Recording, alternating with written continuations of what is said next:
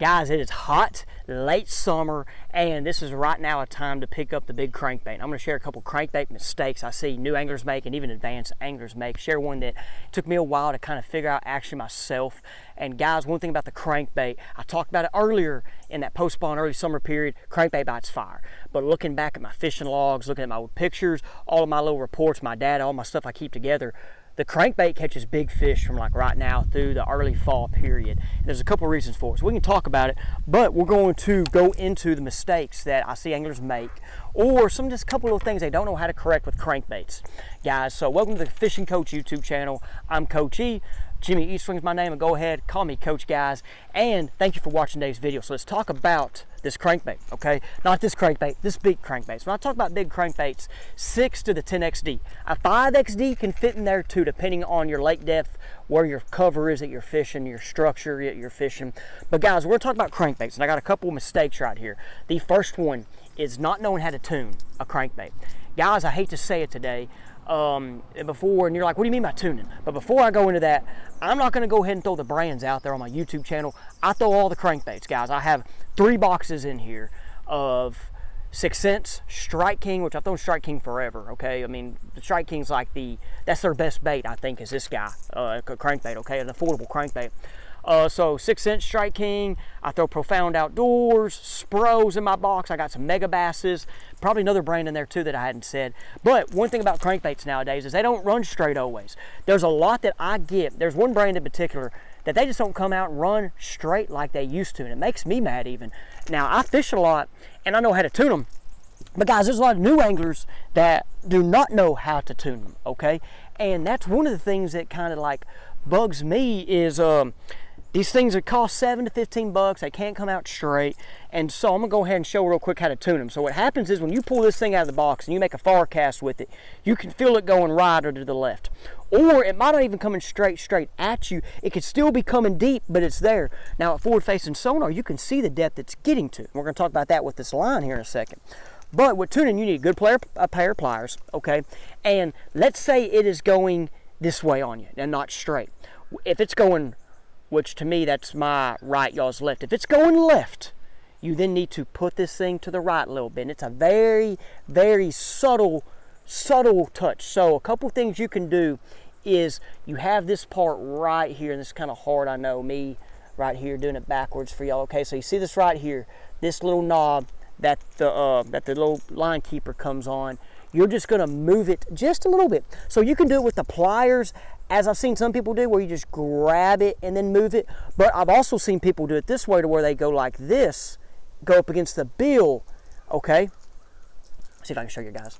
Go up against the bill and barely. I'm not trying to do it right now because this guy's running perfect. Like, this guy caught fish the other day for me, so I'm not trying to mess this one up. So, and this came out of the box and ran right, okay? But like I said, there's one brand, so I'm not gonna really just do it hard, but you go up against the bill, you do it, and you hit it. So you're gonna push it though the opposite way that it's running. So if it, to me, and I know I'm gonna look this way for y'all.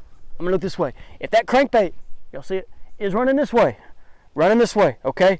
Then I'm gonna push it that way. You're pushing it the opposite direction. That's good. I just saw some bait fish jump out there, guys. I'm trying to film these videos and then go catch some fish and make a video for y'all. So tuning the crankbait is very, very, very, very key. And that's something like, you know, practice and practice, and don't get discouraged. When I was a younger angler, that bothered me. Just straight up bothered me, okay? Because I wasn't the best at it, but now I'm more comfortable with it. So not being able to tune a crankbait. Now after you do it, you're gonna throw it out. Don't throw it out as far as you can. Throw it out about 10, 20 feet, reel it to the boat, check it out. Then you can throw it further out and see from there, okay? The next thing, guys, is hooks, okay? You've been fishing with this dude all summer, okay, maybe. You've caught some fish with it, maybe. It's about time to sharpen them or put new hooks on. I have a hook sharpener on the boat. I use a hook sharpener a lot. I do have upgraded hooks. See, these Strike King crankbaits come with some just average hooks, okay? 6 Cents comes with some nice hooks. Profound Outdoors comes with some good hooks. Some other companies come out with some good hooks on them. I think Spro has a Gamakatsu. They're upgraded, but if they, but even if they're upgraded hooks, they get used and used. It's time to probably put new ones on right now for this time of year. The water's hot, mouse, the fish mouths are softer, you need a good hook to make sure they stay buttoned up, because you might catch a 6-7 pounder or a big fish right now. You don't want to lose it due to the hook, okay? And that's one thing about this time of year. I got my hook sharpener. I'm going to be sharpening my hooks today. Like I said, that water's hot. It's hot for me right now. It's the end of July, and it's just going to get hotter, okay? But even last year, it was early September when I doubled up on a 7.3 and 3.7. I had some good hooks, and that was on a 6-inch crankbait. It was actually, that crankbait actually was used all summer and caught fish. I still have it. I haven't thrown it this year because I'm saving it for tournament day or something. I like that crankbait. But I sharpened those hooks before that trip. So that's one thing you need to be now. On upgrading hooks, I won't put upgraded hooks on these things unless if I'm like fishing a tournament and I know I'm going to have some, so I'll put some on, okay? But sharpen those hooks. So that's one thing, okay?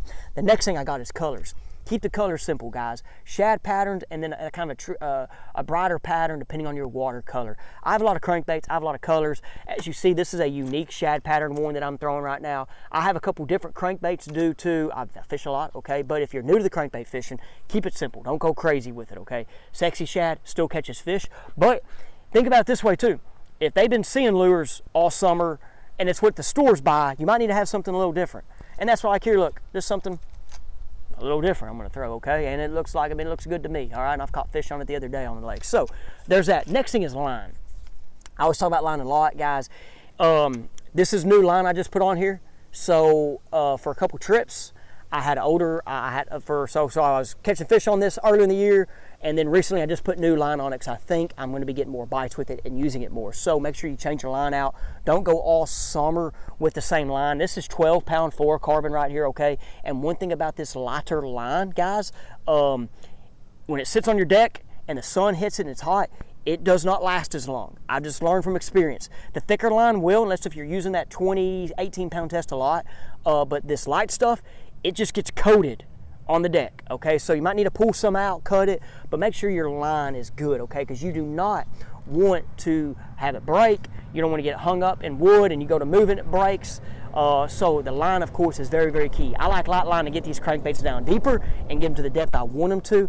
And I think it gives the crankbaits more action, okay, even the big ones. I'm throwing this, guys, on a 7.9 medium heavy moderate. I like longer rods. I go from a 7.3 to 7.6, 7.8, 7.9. I've thrown on 7.10s too. Guys, if you know and you're back on the channel, if you're new to the channel, you don't know, but if you are, I'm now with Level. Okay, Level NGX series right now. They have a couple other series coming out. Hank Cherry is behind Level. He's our big pro guy. You know, Hank Cherry, 2-time classic winner. He's helped develop these rods. I've enjoyed them. I've thrown 2 different rod types the last 2 years, and I've also thrown the loose cranking stick. If you watch my channel, you saw I was a Denali guy, but I still had that loose cranking stick. I'm impressed with these rods, and the crankbait was one of the first ones I tested because I know I throw a crankbait a lot. And I was like, wow, I've thrown crankbaits a lot, and this guy I really, really, really like. So I'm impressed with him, and people that's fished with me is too as well, okay? So guys, couple crankbait tips there, mistakes you do not need to avoid when you're out on the water, guys. Appreciate you watching the channel. Now, guys, let's get into the Faith Juice segment, okay? First thing on the Faith Juice segment, okay? I'm about to give out a hat or a shirt, okay? I'm going to leave you a comment on my previous video. Also, to send me an email, but if I have this done in time, everything right, I'm going to put you right here. If not, then go back to the previous video or check your comments because I'm going to reply to the comment with my email. Send me an email if you want the hat or the shirt and your size. I'm going to give out a hat or a shirt right here, the Faith Juice segment. Appreciate all of the feedback and the comments. So right here, we're going to get the Faith Juice segment. My notes on the next page. I'm going to go think about it real quick before we get into it. Okay, guys, we're back real quick. I looked at my little topic here, and I have a couple ideas with this, and I have some verses and stuff. I'm about to just wing it. I'm about to just talk from my heart myself, okay?